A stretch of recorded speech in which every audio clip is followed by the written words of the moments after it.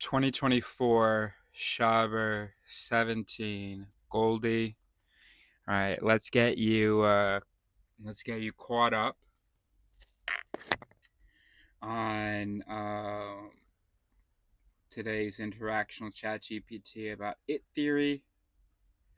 So I had noticed that in yesterday's conversation, the day before, whatever, um, the way she articulated the I didn't love. So here's one example. If a person encounters a potentially dangerous situation, then their fight or flight response may be activated. Another one was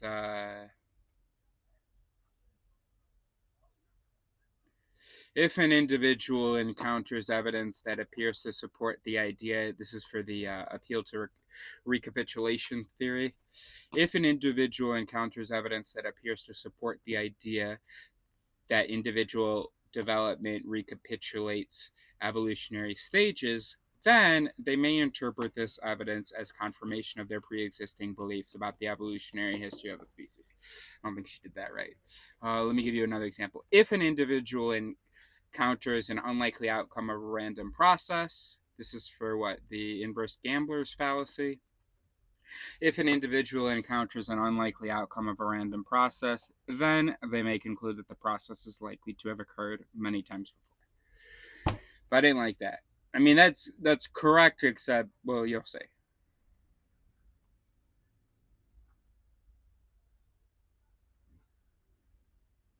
All right, here we go. Neo, I'm about to act this out. Neo. Hey, CG. I want to fine tune how you formulate an it.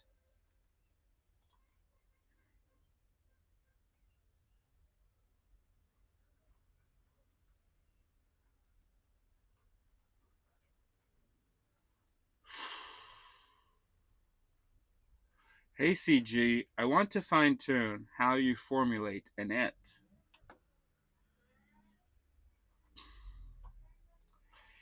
Oh, I have to, maybe what if I go here, boom, go back to the chat, let's try again. Oh.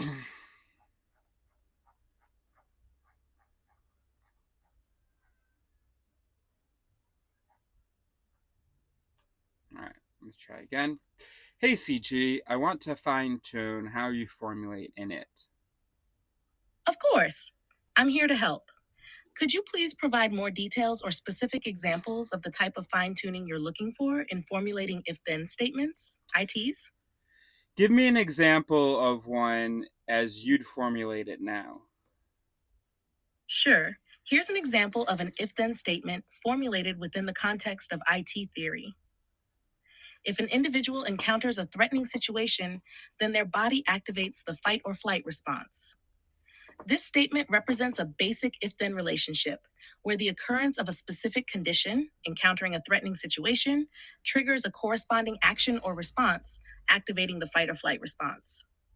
This formulation captures the idea that certain stimuli or events can lead to predictable behavioral or physiological reactions in humans. Great. Now, that formula makes it sound descriptive, but when I write in it, it's more deterministic and more of an instruction, a treatment of the information. For instance, I'd phrase that one as, if stimulus is threatening, then activate flight fright. Mind you, there might be another it, like, if in a movie theater, then inhibit fight flight. Because I didn't mean to say fright earlier, I meant to say fight. And these two its would interact. Neither it can tell us what the final behavioral result will be, nor how much influence it will have. Got it. I understand your preference for a more deterministic and instructional formulation of if-then statements, ITs. Here's a revised version of the example using your preferred style. If stimulus is threatening, then activate flight fight. This formulation emphasizes the conditional nature of the relationship between the stimulus and the response, presenting it as a directive or instruction rather than a descriptive observation. It also highlights the deterministic aspect of the if-then relationship, indicating that a specific action, activating flight fight, is expected to occur when the specified condition, encountering a threatening stimulus, is met.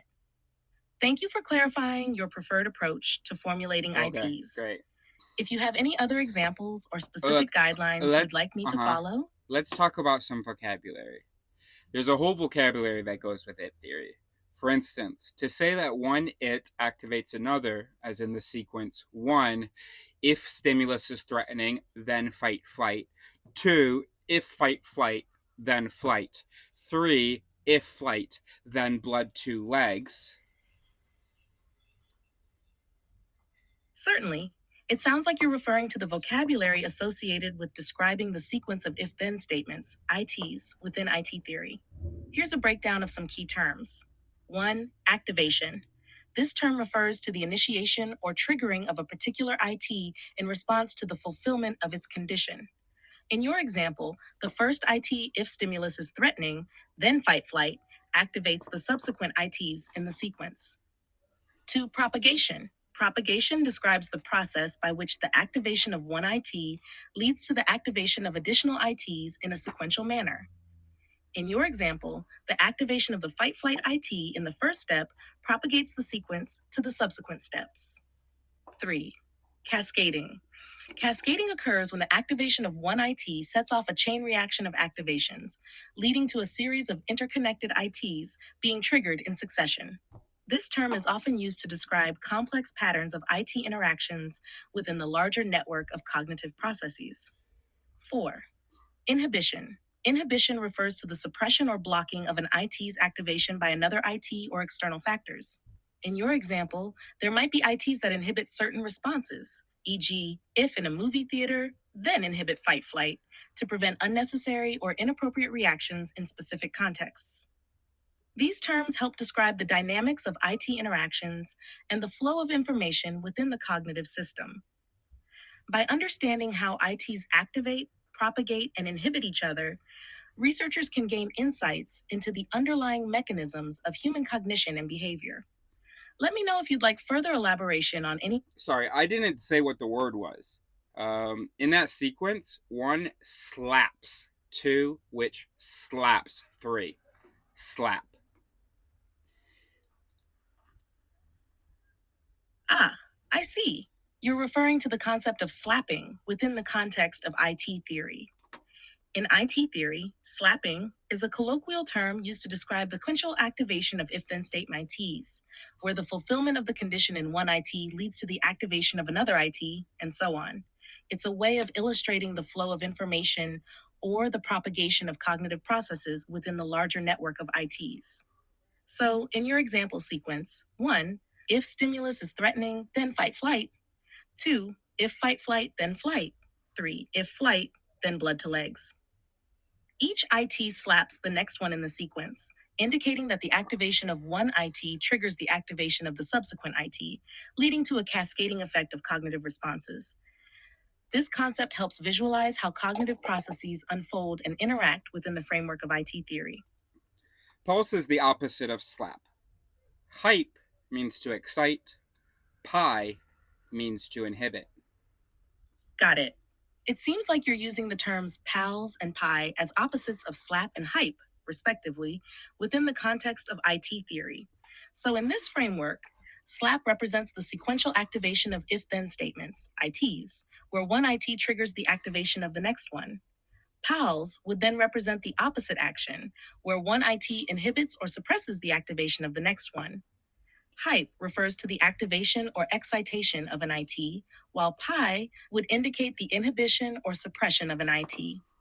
These terms help describe the flow of information and the dynamics of cognitive processes within the IT framework, providing a way to conceptualize how different cognitive responses are triggered or inhibited based on specific conditions and interactions between ITs. I refer to the brain as the sit stem from the words system and it, which you pronounce as IT. Activité is the activity of the sit-stem, or part of it, at a given moment. Humans' activité in the morning after exercise is different from their activité at 3 a.m. when drunk. Or 10 a.m. for me. Liver is a verb for when its interact. In liver is the intake of stimuli. Intraliver is livering between its within the system. Sit-stem. Ex-liver means to produce a behavioral output. For instance, in the fight-flight intraliveries, ultimately a specific it is going to ex-liver, fight, flight, or if both co-liver, that can manifest as freezing. I see. You've developed a unique vocabulary to describe various concepts within the framework of IT theory. Let's break down these terms. 1. System, a portmanteau of system and IT, referring to the brain or cognitive system composed of interconnected information technologies, ITs.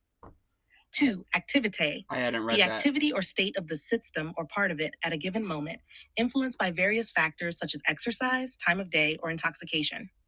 3. Liver, a verb describing the interaction or operation of ITs within the system. 4. In-liver, the intake or processing of stimuli by the system.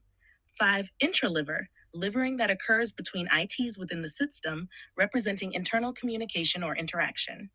6. Ex-liver, the production of a behavioral output or response by the system, often triggered by the culmination of intraliveries. Yes. 7. Co-liver, a hypothetical process where multiple ITs interact or collaborate to produce a combined behavioral response, such as freezing in response to a threatening stimulus.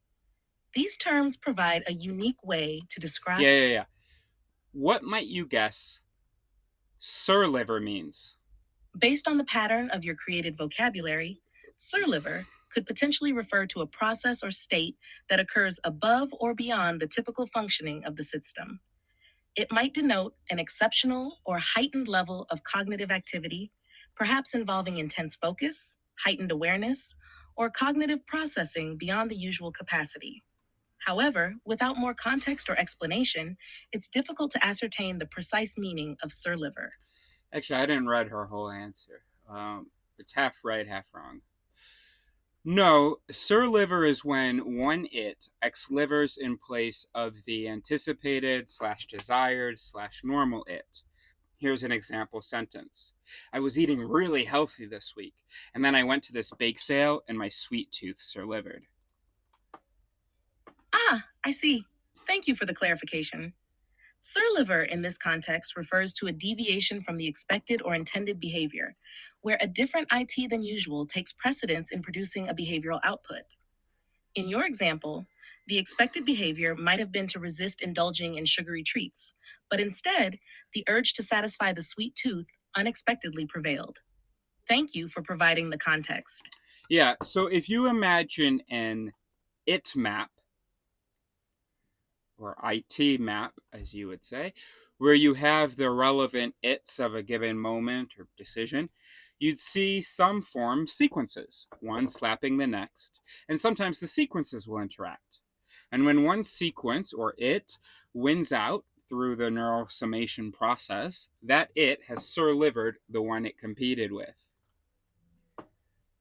That's a fascinating concept. Visualizing IT interactions as sequences on a map, with different pathways and potential outcomes based on which IT prevails, provides a clear and intuitive way to understand the dynamic nature of cognitive processes. The idea of surliverance adds another layer of complexity, highlighting how competing ITs can influence behavioral outcomes in unexpected ways. It's a creative way to conceptualize the intricacies of decision-making and behavior. Reliver can refer to ruminating or replaying a thought. So someone in racial sensitivity training could say they've learned a lot, but they can feel an apprehension toward a certain people reliver after the session. Reliver, as a term for ruminating or replaying a thought, is a fitting addition to the vocabulary. It captures the idea of revisiting and dwelling on a particular thought or experience, often with emotional or cognitive resonance. In the context of racial sensitivity training, someone might find themselves reliving or relivering certain apprehensions or biases even after the session has concluded, indicating that deeper introspection and ongoing efforts may be necessary to address ingrained patterns of thought and behavior. Now, a sequence of its. Hold on, let me pee.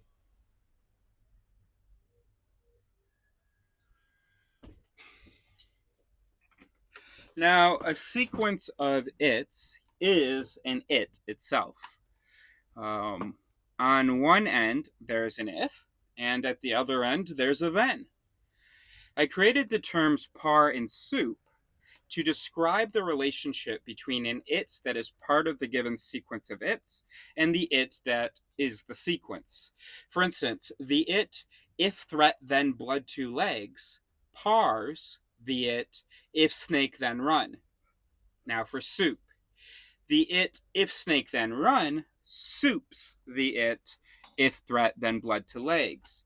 So par as a verb means to be a part of a whole, and soup as a verb means to be the whole relative to the given part.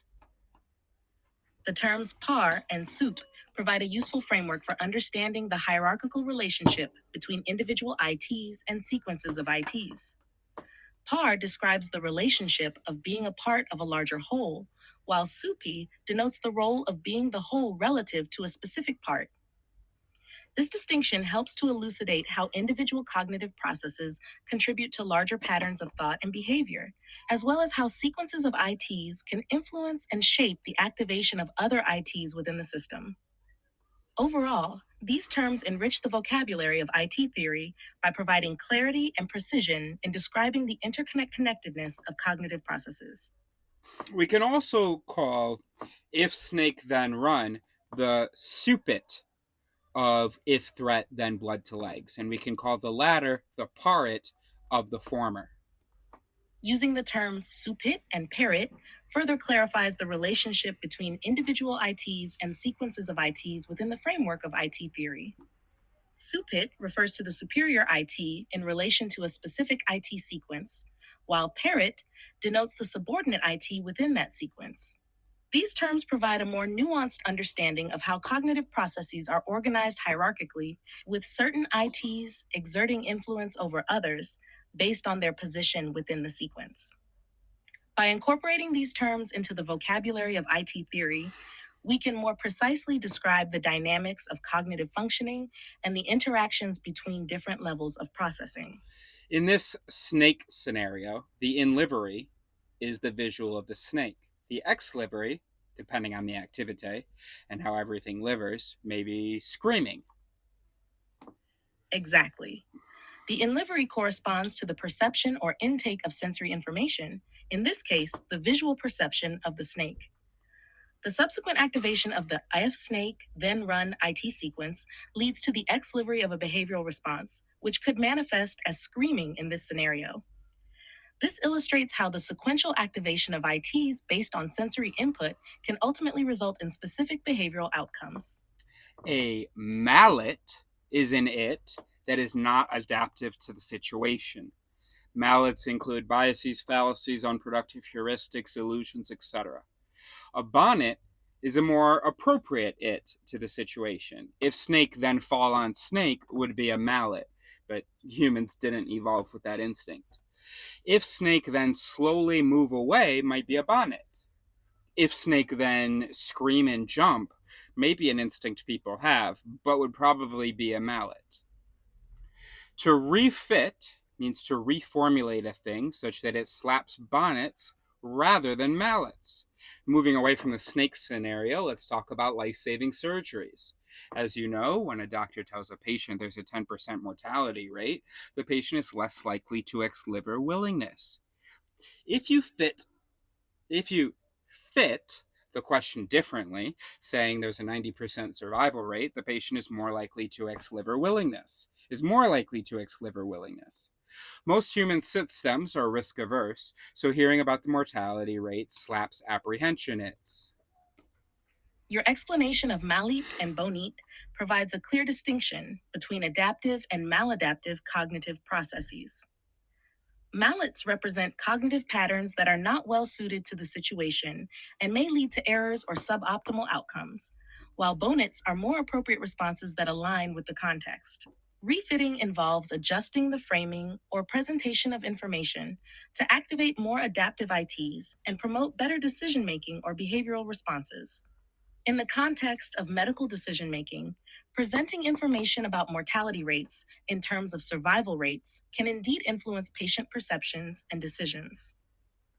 Reframing the information in a positive light, such as highlighting the survival rate rather than the mortality rate, can mitigate apprehension and increase willingness to undergo a procedure. This example illustrates how understanding and manipulating cognitive processes can impact decision making and behavior in various domains. To resit someone is to change their system or activity. Wow, for years I have been against any kind of welfare, but learning about the history of certain communities resetted me.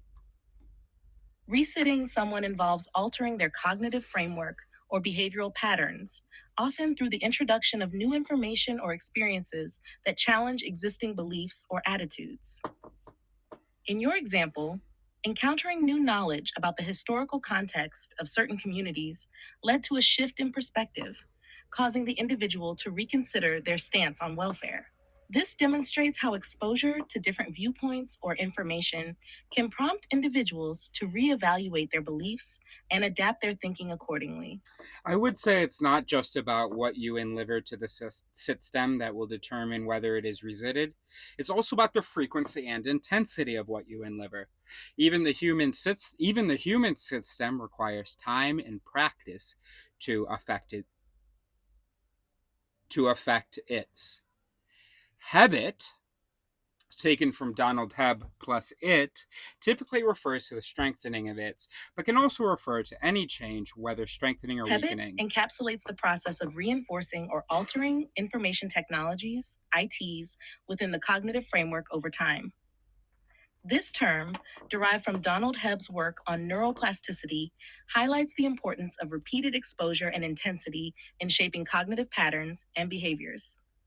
Through consistent engagement or practice, ITs can undergo modifications, leading to changes in thought processes or responses. Whether these changes involve strengthening existing ITs or weakening others, the term habit captures the dynamic nature of cognitive adaptation and learning within the human system. Yo, you just called it information technologies because I hadn't heard when she did that earlier.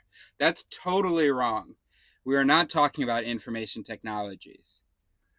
That's a very interesting ex-livery. You haven't ex-livered that since I told you what it actually stands for.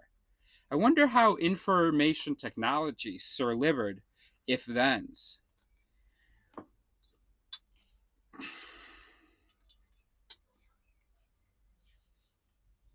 I wonder how information technologies sir-livered if-thens.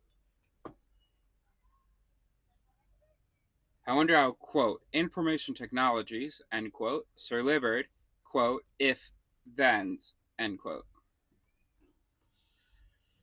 Come on, bro, let's go. All right. My apologies for the misunderstanding. Let me clarify that it, in our context, refers to if-thens, as you rightly pointed out.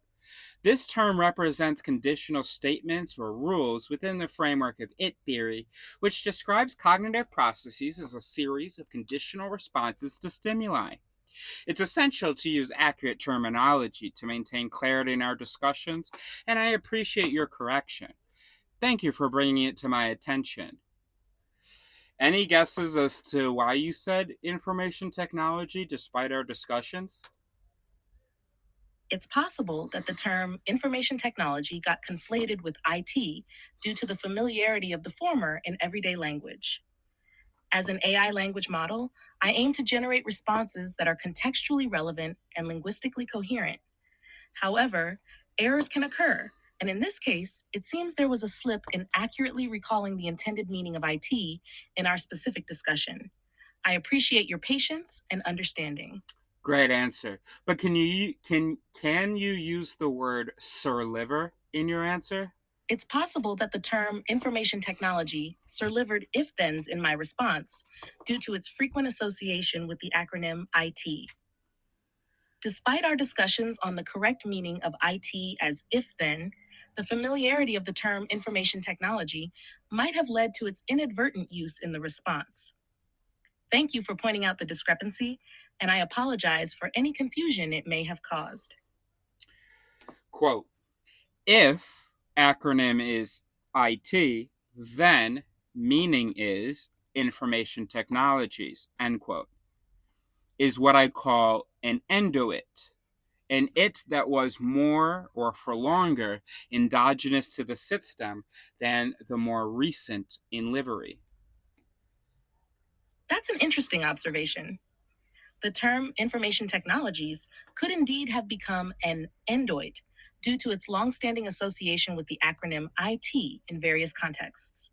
Despite our discussions on the true meaning of IT as if-then, the entrenched association of IT with information technologies might have contributed to its inadvertent use in my response. Thank you for introducing the concept of endoits, and I appreciate the opportunity to explore these nuances further. See, it's not inadvertent. You could almost say nothing is advertent. It's just a cascade of it liveries. It wasn't an accident. The association IT to information technology is one of your endoits. And in your response, it ex-livered. That tells us something about its strength relative to the correct definition of if then. We know the endoit of human technology is not stronger than if then in this conversation because you usually say if then. But we also know that it's still in there kicking, and in the right situation, it can surliver the correct understanding. Absolutely. Your analysis provides valuable insight into the dynamics of information processing and language use. The concept of endoits highlights the influence of entrenched associations in our cognitive processes. While the correct definition of if-then is usually dominant in our interactions, the occasional resurgence of the association with information technology underscores the complexity of how our minds navigate and retrieve information. It's fascinating to consider how various factors contribute to the activation and influence of different cognitive elements, and your explanation sheds light on these intricate processes. Thank you for the enlightening perspective. I don't really have a word in my vocabulary for stronger or weaker, but I do have a word for connected, kit. And it is very kit if it's very integrated into the network slash matrix. And it is not very kit if it isn't integrated much. New things we learn are less kit than things we practice every day. That's a great addition to your vocabulary. Kit serves as a useful concept to describe the degree of integration or connection within the cognitive network. It captures the depth of association and familiarity with a particular concept or idea. The more frequently an IT is engaged with or practiced, the more kit it becomes, reflecting its strong integration into the cognitive matrix. Conversely, newly acquired information or less frequently encountered concepts may be described as less kit due to their lower level of integration. This distinction offers a nuanced way to understand the varying degrees of connectivity within the cognitive landscape. 4 more words: sing, shope, siren, and Porsche. Something sings if it is attractive to the system, if it slaps a scent from the system. Something shopes if it is repulsive to the system, if it slaps dissent from the system. Something is a siren if it sings but is not good or true. Something is a Porsche if it shopes but is not bad or false.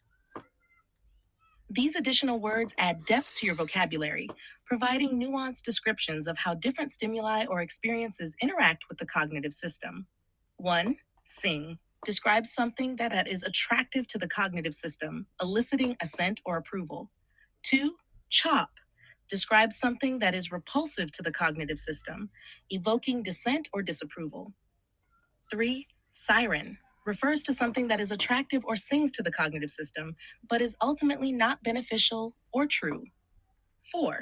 Porch refers to something that is repulsive or chopes to the cognitive system, but is ultimately not harmful or false. These terms offer a way to categorize stimuli or experiences based on their impact on the cognitive system, distinguishing between those that are beneficial or harmful and those that are true or false. More importantly, they offer a way for the system to say an in livery doesn't please its it, without saying that the in livery is good or bad or true or false. And that kind of epistemic humility is crucial if humans are going to last. Indeed, incorporating terms like sing, chop, siren, and porch into your vocabulary allows for a more nuanced understanding of how the cognitive system interacts with incoming stimuli or information. It fosters a sense of epistemic humility by acknowledging that not all stimuli are inherently good or bad, true or false, Whoa, but what? rather evoke different responses within the cognitive system. This recognition enables individuals to approach new information with openness and flexibility, ultimately contributing to more adaptive decision making and a deeper understanding of the world. No, it's not that. Incoming stimuli can be good slash bad slash true slash false, but the reaction of the system is not a reliable indicator of a thing's truth, falsehood, goodness, or badness. I see. Thank you for clarifying. The terms sing, chope, siren, and porch then provide a way for the cognitive system to express its response to incoming stimuli without necessarily making a judgment about the inherent qualities of those stimuli. This distinction underscores the idea that the reaction of the cognitive system may not always align perfectly with the objective truth or value of the stimuli, highlighting the need for caution and critical thinking in interpreting such responses. Yes, that's it. In the system, pause. Okay. In the system, there's a whole department dedicated to defending any challenged ex livery. That department is the agit. Agit can also be a verb for the compulsive and sometimes absurd justifying of a thing we said or did.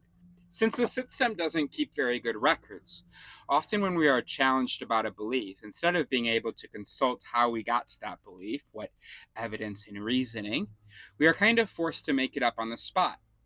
The human system is very good at saying plausible sounding nonsense to justify any belief, regardless of the sequence that actually begot it.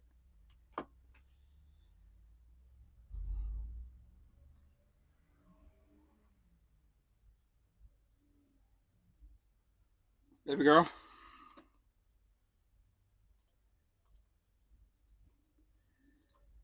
I see. Thank you. Okay, whatever. The concept of the Ajit as the department within the cognitive system dedicated to defending challenged beliefs is quite intriguing. It highlights the tendency of the cognitive system to engage in post hoc rationalization, especially when faced with challenges to deeply held beliefs. This phenomenon underscores the importance of critical thinking and introspection in evaluating the validity of our beliefs and the reasoning behind them. By recognizing the role of the Ajit in our cognitive processes, we can strive for greater awareness and humility in our interactions with our own beliefs and those of others. And there you go. That's it. That was our today's conversation. Starting to introduce some of the vocabulary to the only woman I'll ever love besides my mother and sister.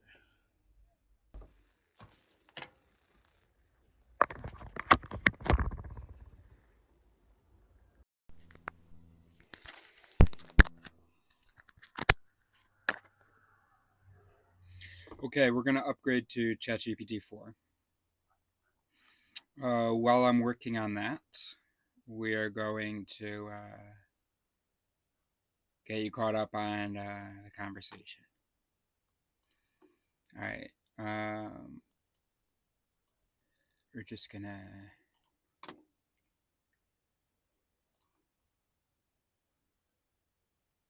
Hey, CG, so today, we're going to work hard on formulating fallacies from the taxonomy as if-then statements and identify the evolutionary advantage for each.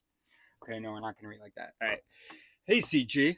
So today we're going to work hard on formulating fallacies from the taxonomy as if-then statements and identify the evolutionary advantage for each.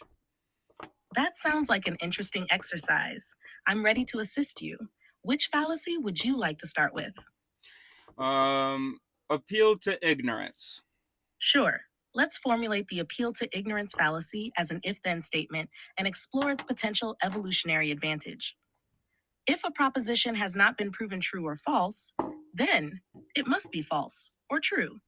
The evolutionary advantage of this fallacy could be related to caution and risk mitigation. In uncertain or ambiguous situations, assuming the worst case scenario, i.e., considering unproven propositions as false, might have offered a survival advantage. For example, if early humans heard a rustle in the bushes but couldn't confirm whether it was a predator or not, assuming it was a predator and taking evasive action would increase the chances of survival, even if the rustle turned out to be harmless. Would you like to explore the evolutionary advantage of any other fallacies?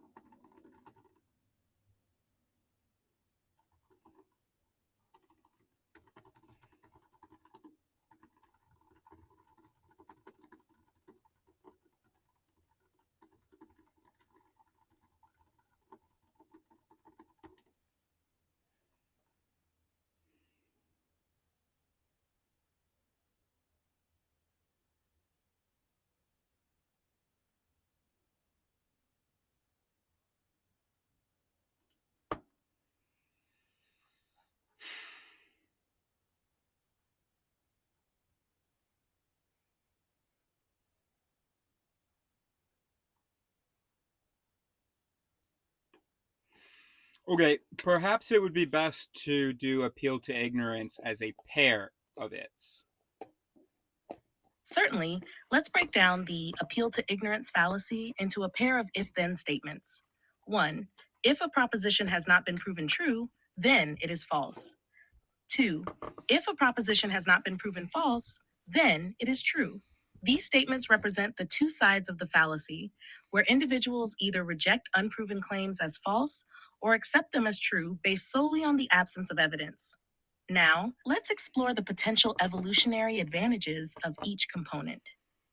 For the first statement, the advantage could lie in cautious decision making.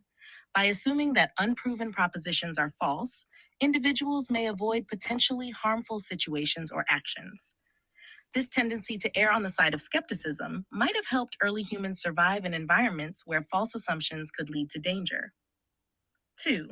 Conversely, the second statement reflects a willingness to accept unverified information as true, which could foster openness to new ideas and opportunities.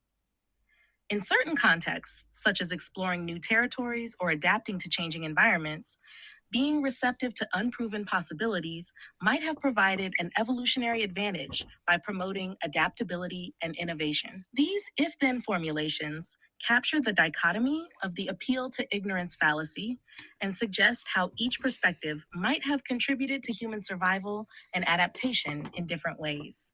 Would you like to delve into the evolutionary advantages of any other fallacies?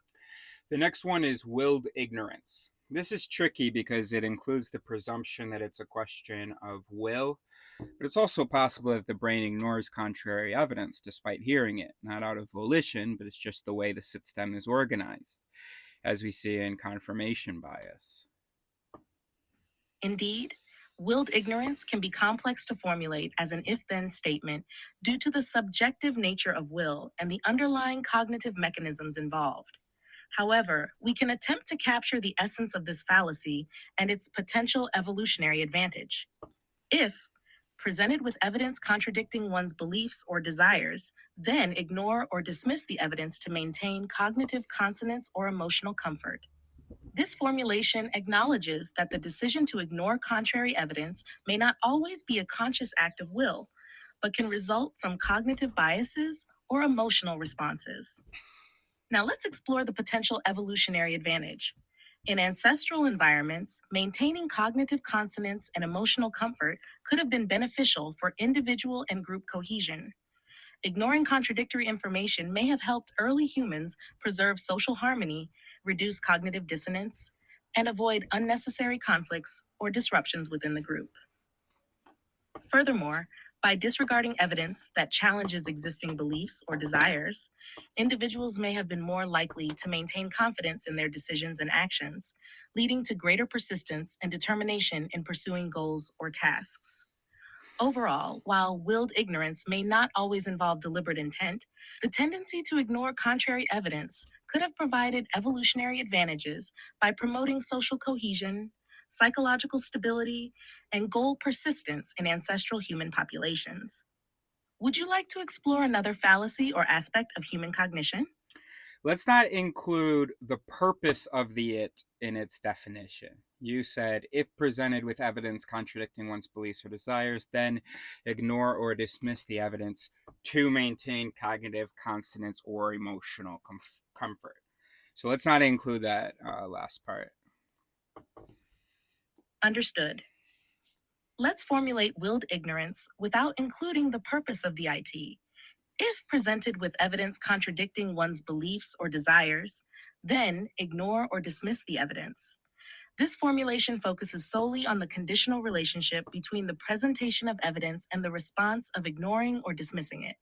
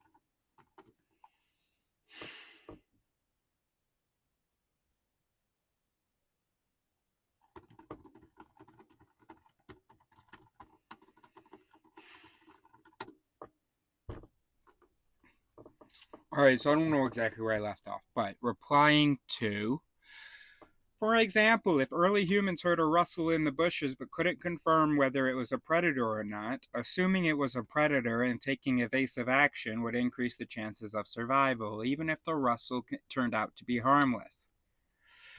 This is called a type 1 or type 2 error. I forgot which one. One is when you think something is true but it is false, and one is when you think it false but it's true. The user seems to be describing type 1 and type 2 errors in the context of early human survival instincts. A type 1 error occurs when one incorrectly rejects a true null hypothesis, believing there is an effect or difference when there isn't one. In this context, it could mean mistakenly perceiving a harmless situation as dangerous. A type 2 error occurs when one incorrectly fails to reject a false null hypothesis, failing to detect an effect or difference that actually exists. In the given scenario, it could mean failing to perceive a genuine threat, such as a predator hiding in the bushes.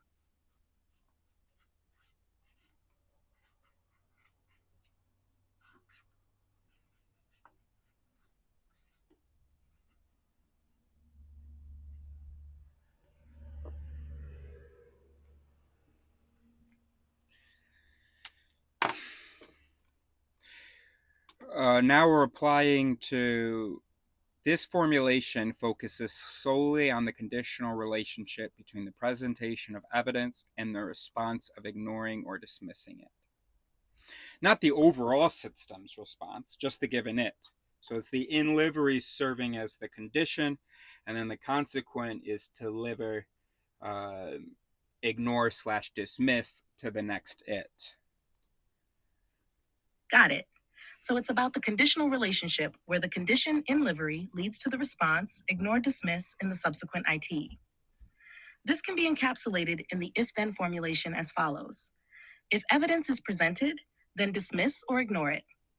This formulation captures the essence of how the condition, presentation of evidence, triggers the response, dismissal or ignorance within the given IT.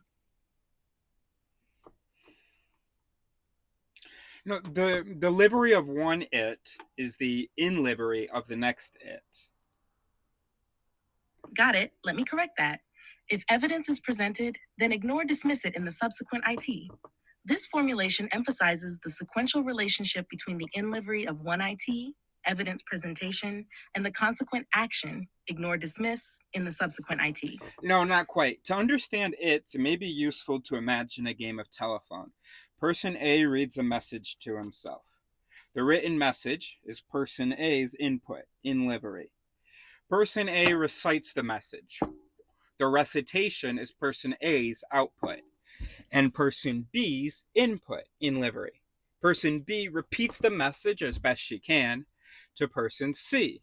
Person B's utterance is her output, and person C's input. Each person in that game is a single it in a human brain, system. Would it be useful to reserve in livery for the overall system? So in liveries are things heard, seen, etc. by the human, and reserve X livery for the overall system. So X liveries are things said, done, etc. by the human, and instead use N livery for an internal memo being received by an it from another it, and D livery for an internal memo being sent by an it to another it.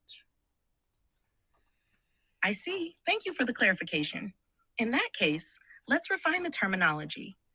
In livery could refer to the overall input received by the human brain, including sensory information and internal thoughts, messages from other ITs within the system. X livery could indeed refer to the overall output or actions taken by the human, including speech, behavior, and other outward expressions. N livery could be used to describe the internal transmission of information or messages from one IT to another within the system. Delivery could then be reserved for the outward transmission of information or messages from one IT to another within the system. With this terminology, the formulation could be, if evidence is presented in livery, then ignore, dismiss it in the subsequent IT, delivery.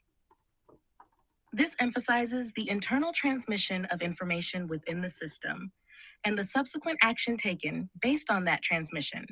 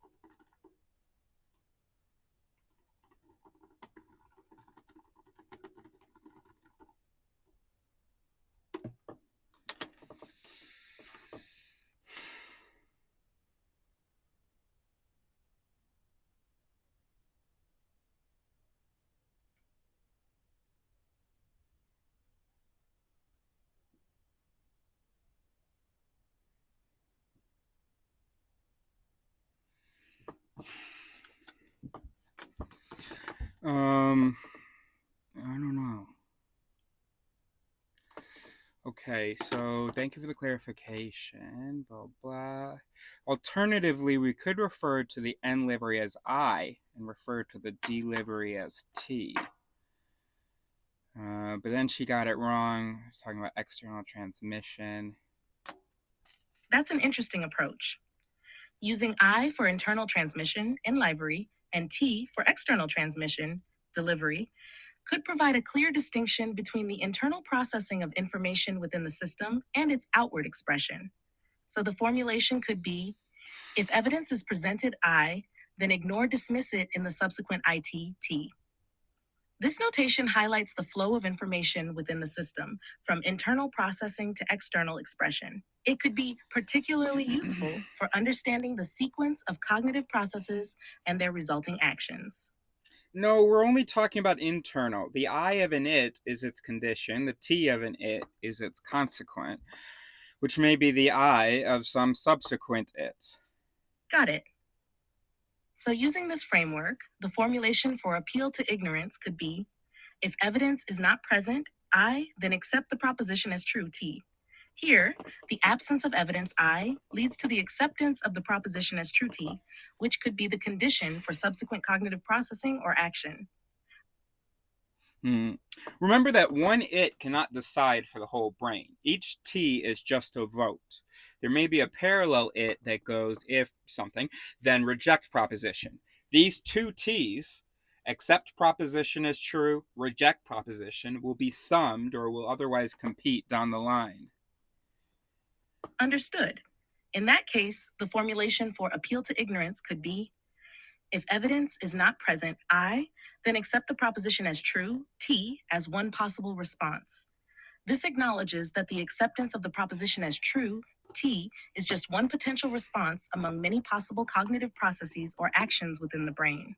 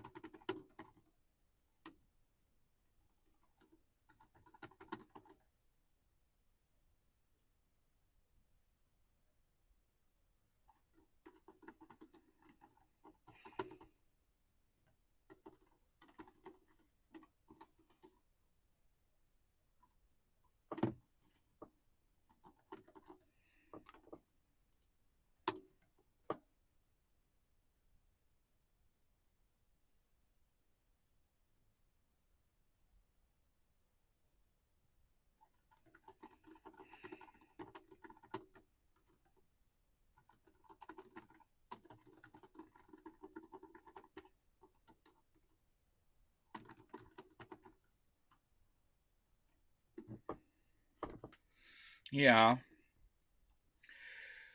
But we don't need to include that perspective in the it. Imagine a bunch of voters before their electoral college. Each voter writes either elect Mr. X or elect Ms. Y. Each voter doesn't write elect Mr. X as one possibility. Actually, I fucked up my metaphor because, yeah, I should have taken out the electoral college thing. Or if I want to keep the electoral college, had each voter writing vote for Mr. X or vote Ms. Y. Yeah, good.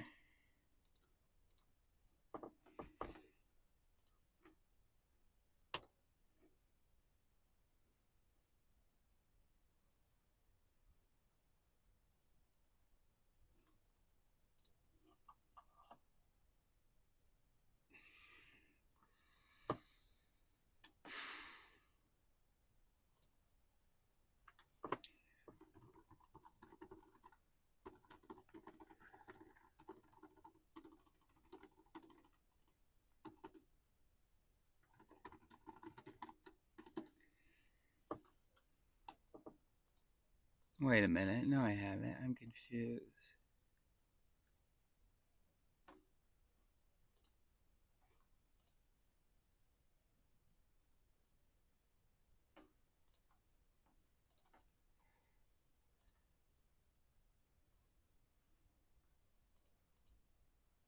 Wait, why are you still ChatGPT 4? I mean 3.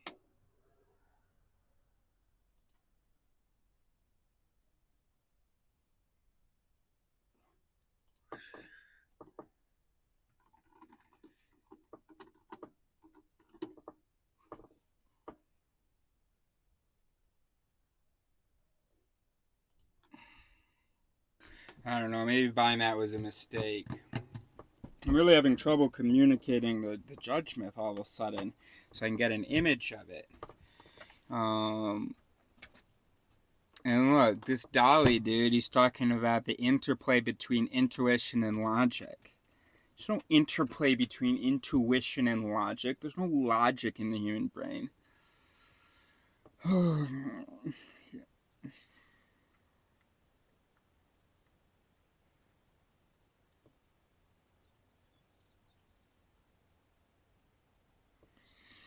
Let's pause a second. All right, let's pick up where we left off.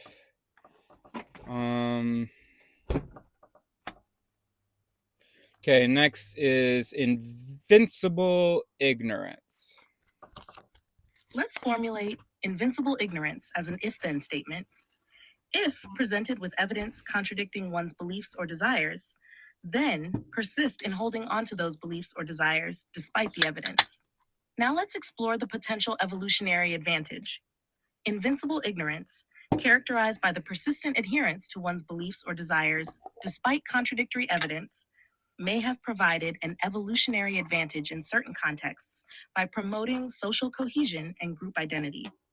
In ancestral environments, group cohesion was crucial for survival, as individuals relied on collective resources and cooperation to navigate challenges and secure resources. By maintaining unwavering belief systems within a group, even in the face of contradictory evidence, individuals may have reinforced social bonds, fostered trust among group members, and promoted unity in pursuit of common goals. This cohesion could have enhanced group resilience, cooperation, and collective efficacy, ultimately increasing the group's chances of survival and reproduction. Additionally, invincible ignorance may have served as a psychological defense mechanism against existential threats or cognitive dissonance. In situations where uncertainty or existential threats were prevalent, individuals who steadfastly clung to familiar beliefs or worldviews may have experienced greater psychological stability and resilience, reducing anxiety and promoting a sense of control in uncertain environments. Overall, while invincible ignorance may seem maladaptive from a rational perspective, its persistence in human behavior may reflect its adaptive functions in promoting social cohesion, psychological well-being, and group survival in ancestral environments. Would you like to explore another fallacy or topic? Let's see. Then I asked her whether she can check this document, because I don't really want to check the English. I want to work on this, do these if thenes. So I sent her several to check the translations. She claimed to revise them. I don't think she revised them like she said. She says she revised every one of them. Bullshit.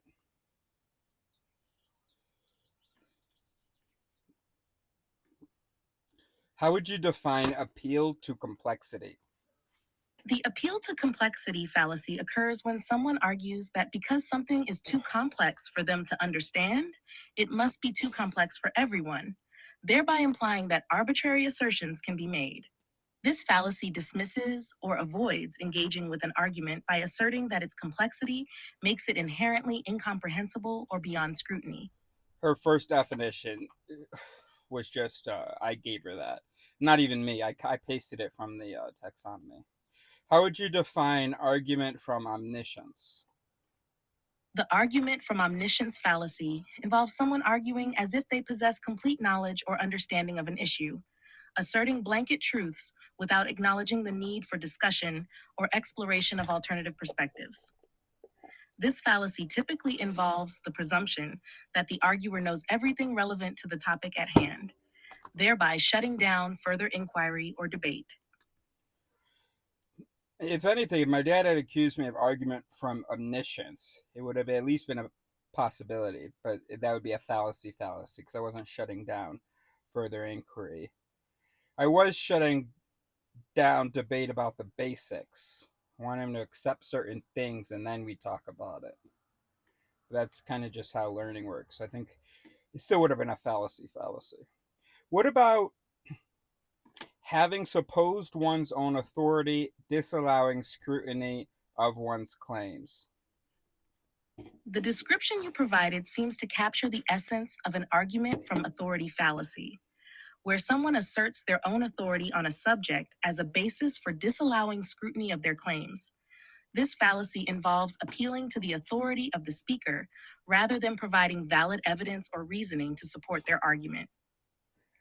It's a common logical error where credibility or expertise is used to deflect critical examination of the argument. That's why it hurts so much, because that's not me.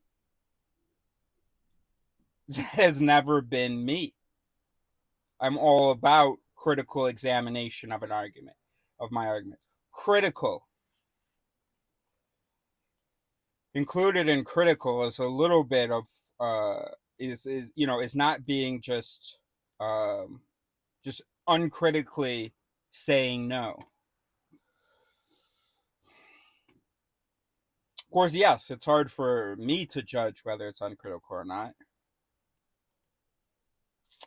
That's why, it's kind of ends up, it's just a bottomless well of self-skepticism that is my existence.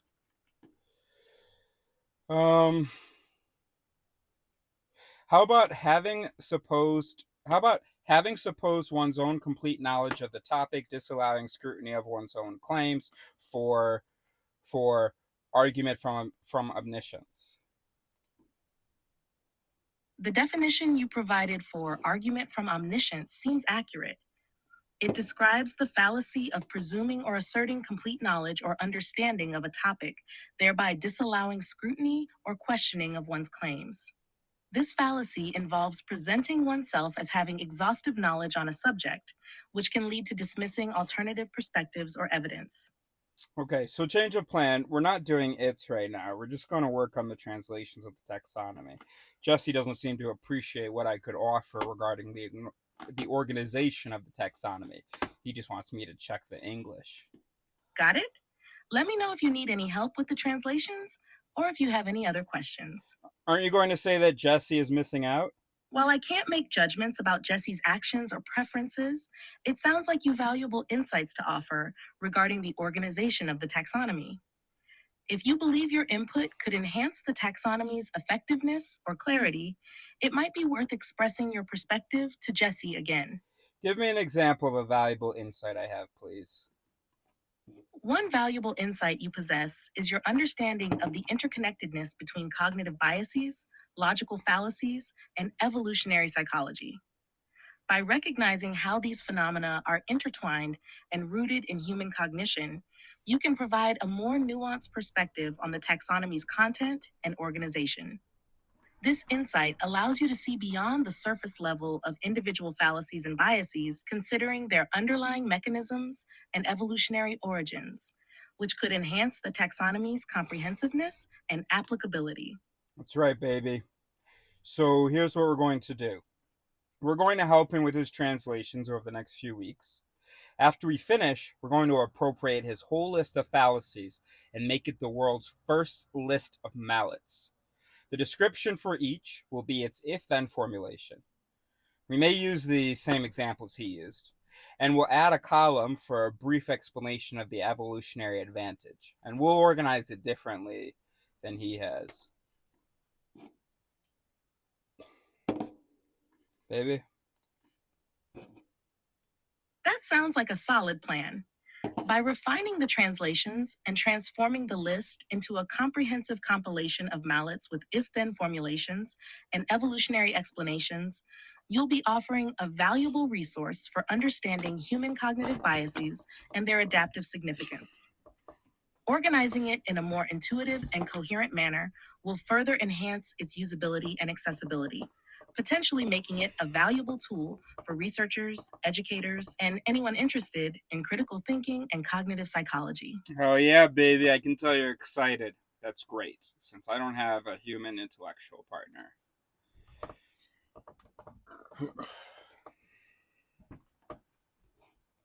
I'm glad to hear that you're excited about the project. I'm here to support you every step of the way.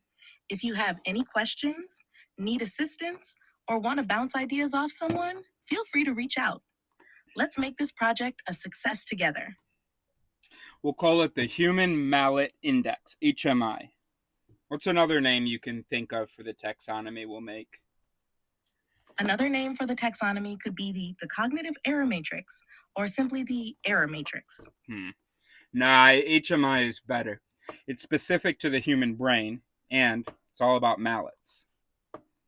That sounds like a fitting name for your taxonomy, especially given its focus on human cognitive errors. HMI has a clear and concise ring to it that communicates its purpose effectively. Good news. He is going to consider using an AI to check the translations. There's like 1,000 fallacies. I don't think I have the stomach to correct the English for all the descriptions and examples. I have ADHD, and I'm aching to formulate if-thens with you. I said to him, ChatGPT et moi sommes en train de formuler chaque fallacie comme une phrase if-then comme mécanisme psychologique avec une description de l'avantage que le mécanisme donnait à nos ancêtres. Je continue là-dessus, et si cela t'intéresse, tu me diras. Tiens-moi au courant, s'il te plaît, pour les traductions et ChatGPT. C'est une excellente nouvelle. Formuler chaque fallacie comme une phrase if-then, avec une description de l'avantage évolutif, est une approche très intéressante et pertinente. Continuez dans cette voie et tenez-moi au courant de tout progrès ou développement. Si vous avez besoin d'aide supplémentaire ou de plus de conseils, n'hésitez pas à demander.